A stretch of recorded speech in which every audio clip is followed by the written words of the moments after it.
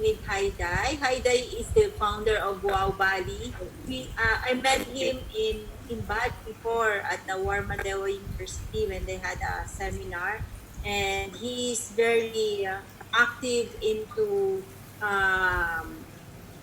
social activities, especially projects that are more on regenerative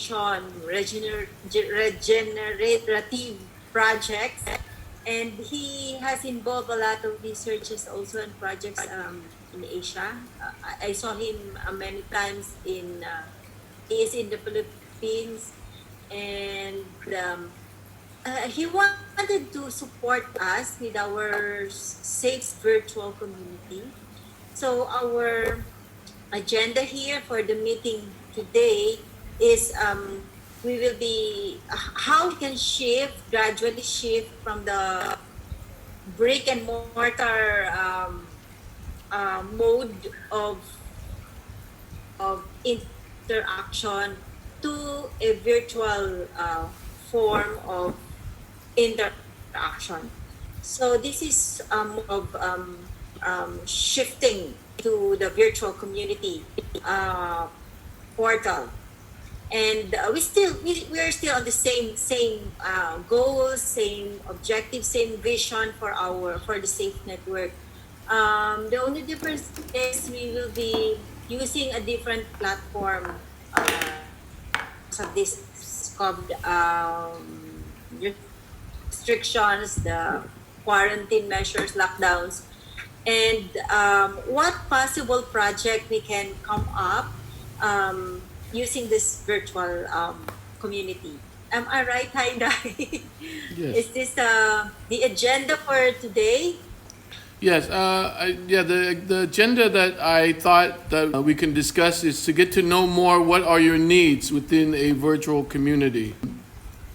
I've been developing a lot of virtual community, and both in the West as well as here. And of course, in the West, they have the technology and they have the tools, and they have been already operating with what we call Industry 4.0 for over 20 years. So they're much more attuned to using a virtual network to communicate and do work. Like Cisco recently just asked people to continue to do their work at home, and when the COVID is over, to not come back, that they can continue to operate the company without people having to be at work. So I'm interested to see how a farming safe network wants to interact virtually. What are your needs? What are the dynamics of your current community that can use a virtual network? And if we can inspire you with the technology, so that way you can even develop new projects, so that way it migrates into virtual space. What are our needs in the safe network, that how we can transform our network into a virtual community? Okay. I think Dr. Novi has a plan to come up with a virtual conference, right? Instead of the safe conference in Korea, we will be having a virtual conference, right?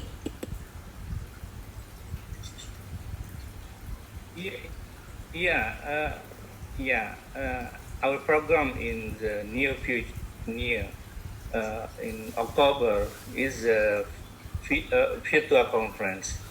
So Jeju 2020, I think we can go to Jeju, but we can still conduct a conference for Jeju 2020, but in virtual.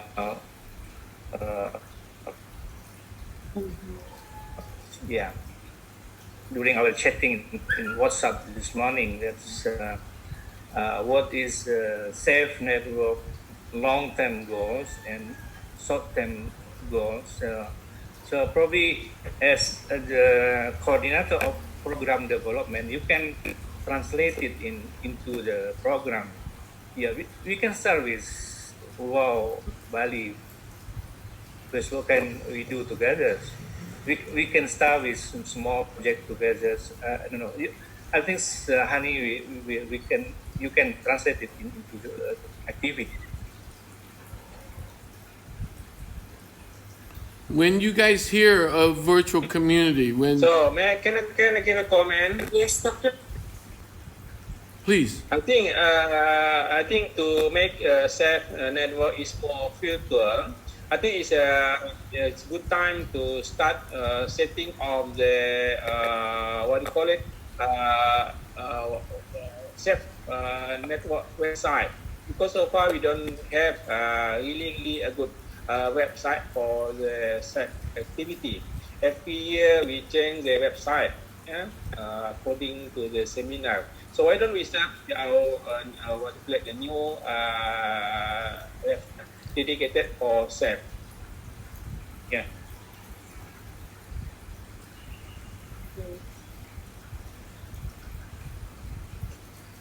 And then we can include maybe one of the menu when at the bottom is about our virtual activities there. So not only for content, but maybe for the other activities. So we can start by establishing the SAP network official website first. Yeah. Yeah, we already have the website, official website, but the content is still limited, because self network is the self funding organization, no support from government, no support from other bodies. So yeah, this unique organization, and we can do it by volunteerism. So developing self Yeah, website, okay, good. Yeah. probably a more interactive website where state members can interact using the website. Yeah. Is that possible, Iqbal? Uh, if I can speak about it, I think we need a good platform that are friendly use for the member of state, or for what agenda that we need to do, because not everyone is friendly with the technology. I mean, if we had a good platform that everyone can use, and everyone can using it without it's not difficult for everyone to reach the technology. I think it is a good start for say to switch to the new platform, because switch or to the new platform, it's I find kind of difficult, but it's not impossible. We just need a good formula to switch to the new. Yeah.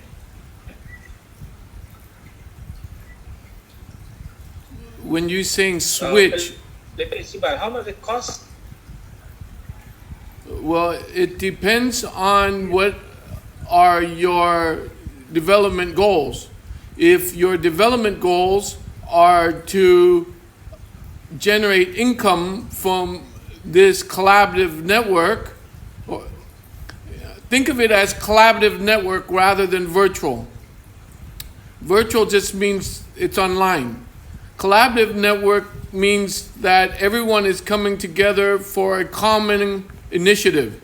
And with that common initiative, we are producing some type of output, which can be a virtual community can document and develop output that we can regenerate. Or they're coming together for a specific outcome.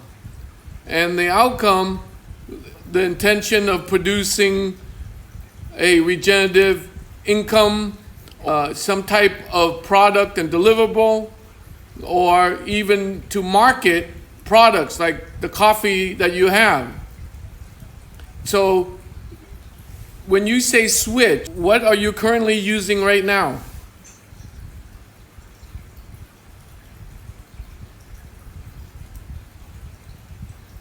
Iqbal, what are we using right now? It's just a plain website, right? And then email, WhatsApp. Yeah, I think the other members is active in WhatsApp. It's so every member is so active in the but when it comes to the website, everyone had a time to do that because when they have WhatsApp, they use it so fast than the website to communicate to other members and to what it calls to prepare everything. I think WhatsApp is still a primary platform for our members right now. Okay, great. So when you So use... more on social media, Yeah. Messenger. Yeah. I already joined the Slack, but I don't know what is Slack. What can we do with Slack? Yeah, it's very new for me. But I already joined. But I don't know how to optimize the Slack for the productive collaboration. Yes. Maybe HanDr can you explain what can we do with Slack? So Because we can use handphone also using Slack. Yeah, I already. Yeah. that's right. So think of Slack as your private Facebook. But here in your intranet Facebook, you can catalog information, you can join collaborative networks, you can send and share information so that way you can vote. Survey is very dynamic for data mining a community. If you want to, let's say on a simple scale, let's say Hani wants to do a classroom where she is bringing people there to learn a series of where she's sharing a series of information, video, text, audio, and a media file, and then have the students be able to interact with the media and regenerate feedback and survey with the media. So that's one use of Slack. The other uses that I see that are very dynamic is to be able to have one central place to share information. And at the end of that information, you can choose to do what you want to do with the information. So for instance, you are regenerating farming practices. So here you can have a window where people are sharing all different type of content, like they would post up on Facebook of regenerative content. And then from there, we can take the content and structure it in more of a edited, more of a content output that we can remarket, for instance. So instead of one person producing content, you have a collaborative network producing content together. And at the end, you can use that content to create products, online curriculum, journals, whatever you like to do. Okay, good. But Is it expensive, HanDr? Is it expensive? yeah, Because we have to pay to use this like this. Yeah, that's why I wanted to have this meeting, is so that that way we know where we're heading with it. There's other technology that is free. It's not as robust, but what's nice about Slack is it's like most of the community that I participate, it forces the people to take the community very seriously. So let's say we have a month to share farming practices, and you chip in, $5 a month. And in that month you are sharing all your practices in farming, let's say things around the house that you can do that are farming, that can produce vegetables, beekeeping, raise chickens. And so at the end of it, you would have a depository of all the content. And with that content, we can produce an outcome. And they, like I said, then we can regenerate the income for them, and they would get their money back, or they can be a stakeholder. So it's like a collaborative network in producing content that we can use to create an online curriculum, for instance. So you give only like a window of 1 month, and then within a month, everybody has to share content. And after that 1 month content, we would take the content that we have selected, that we have shared, that we have surveyed, that we had voted, that we have qualified. And then from that content, we create a product. And that product can go onto your website, and it can become a income generator for anyone who wants to learn best practices in whatever topics that you want. So think of it like creating a collaborative paper together, a collaborative research together. And at the end of that collaborative research is a multimedia format that can be regenerated inside of a website. It could be used for an online curriculum, etc.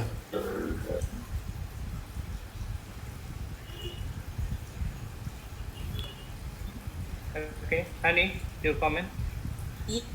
yeah. I was just thinking that it might overlap with the Virtual Farm Academy that we are, and because right now we don't have funds for our budget for the platform yet. I don't know with Dr. Novi, but it's it's self-sustaining because all our activities are self-sustaining, and some are even out of volunteerism. So we don't pay ourselves for the stuff that we do. I don't know, Dr. Nurul.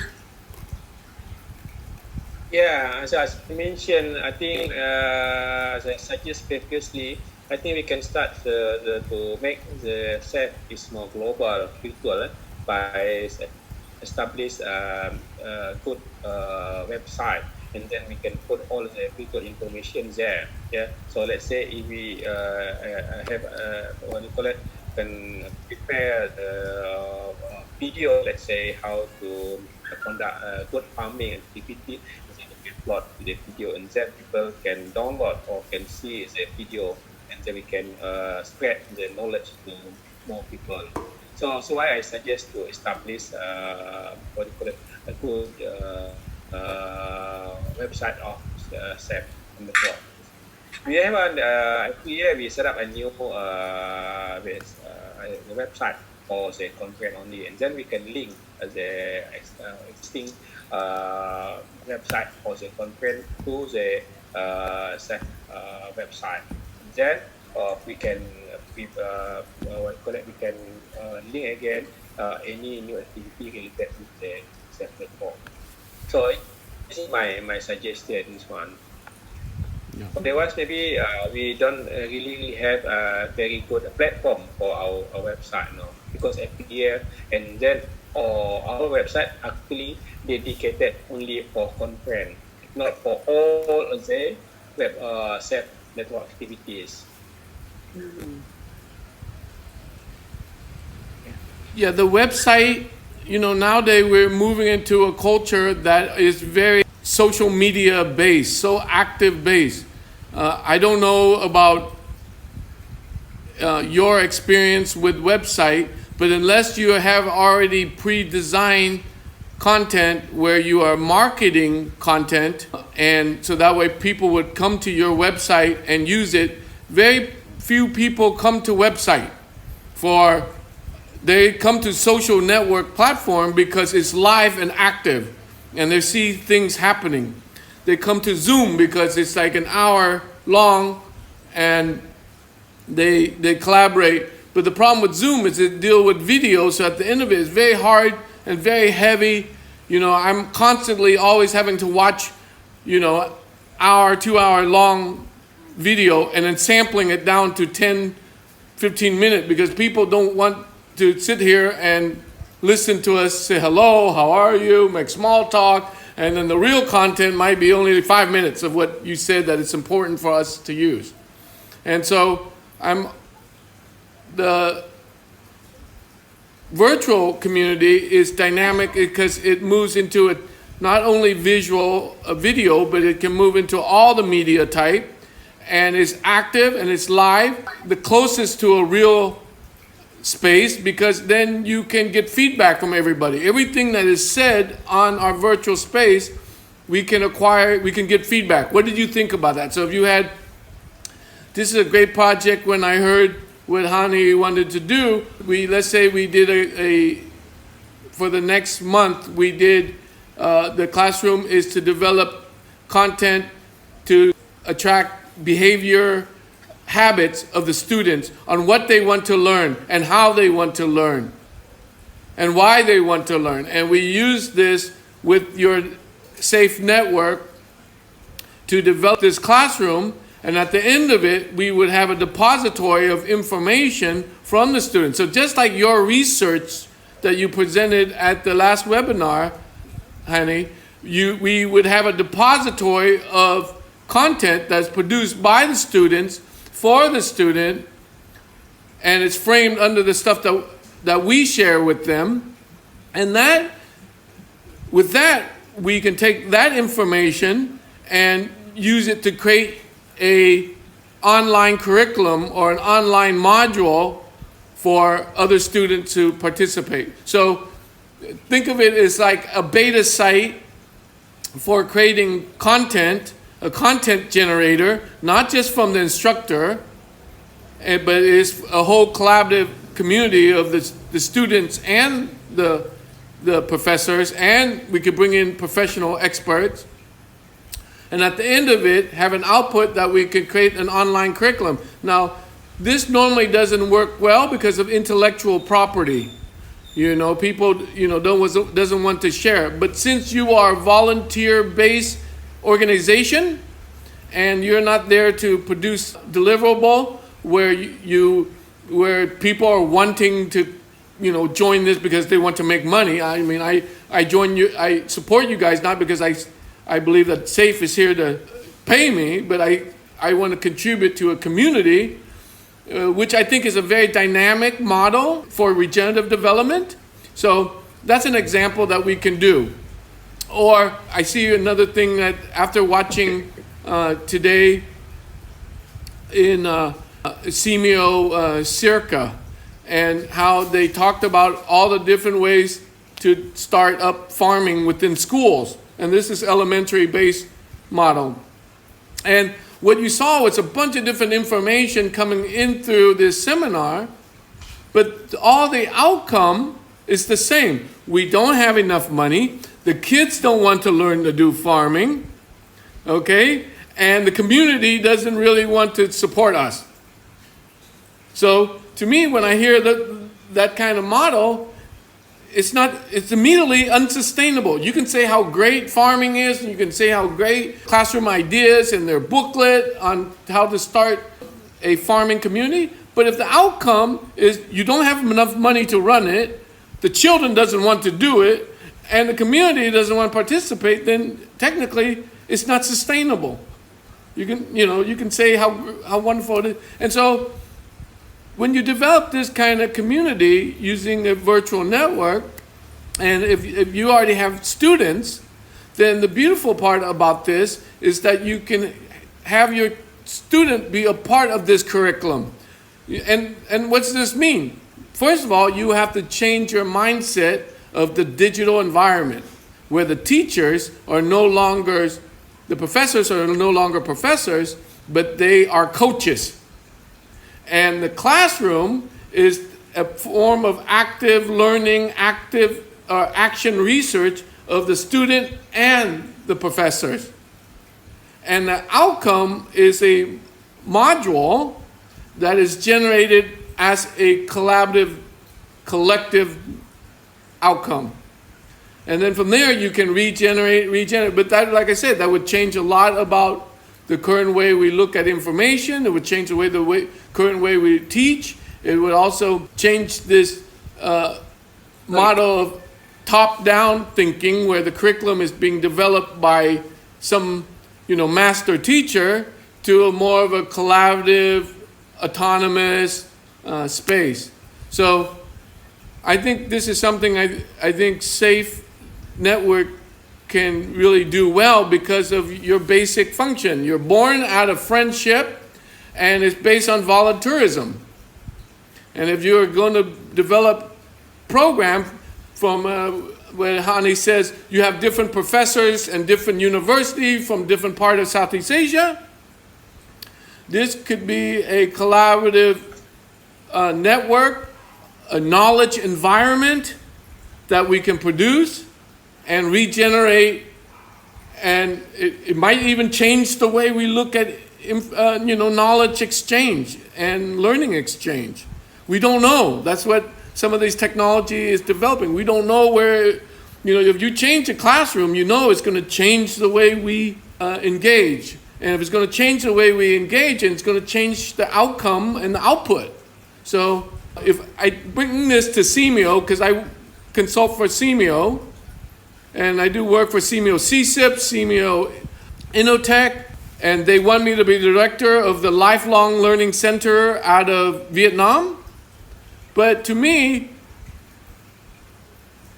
it's fighting against a system. I'm inside of a system that may not be open, where a Safe Network might be open to this collaborative, co-creation, knowledge environment space, and that could be very dynamic. But I just want to let you guys see what are the possibilities. Okay. Dr. Novi, what are your thoughts on this? Good information and good idea. But I think, Hani, you can one-page proposal how to translate the idea from idea and what we can do together with the Bali, and you can make a proposal, and we can discuss it internally. What we can do is the idea is good, but we can discuss it internally. Thanks. Actually, it's a good prospect for us. We are expanding to West, right? Dr. Novi? This first meeting, it looked like the brainstorming for us. Yeah. Thank you, HanDr, for enlightening us with this reality, and for starting the flame. For starting the flame to spark for all of us. Okay. Yeah, we are thinking like academia, but HanDr thinking like the NGO style. So we are. It's a good mix. Sure. Yeah. Okay. So, because I have a meeting at 4. Okay. At Okay. time. Okay. It's such a pleasure, Dr. Nurul, Dr. Novi, Val, Dai. It's a pleasure. And finally, you met Dr. Novi. Hi, Dai. Yeah, We have been about. awesome. I talk about you to Dr. Novi, and I talk about you about Yeah, Hi, Dai. thank you. Yeah, thank you. Yeah, yeah. It's fun to really talk online. Yeah, we are lucky to, yeah. And yeah, we are happy to welcome you, Hi Dai, to our network. Okay. Yeah. We have contributed a lot to ideas, spark some claims again to our network that we start again talking about this new thing. So thank you, and we will update you for these ideas that you sparked on us. Yeah. Okay. Yeah. Okay. All right. Bye-bye. Thank you. Bye bye. Bye. Bye bye. Yeah, Okay. thank you. Okay, we discuss again. Okay, we can discuss. Six more. Yeah. Mawali. Okay, see you. Hi, day. All right. Bye bye.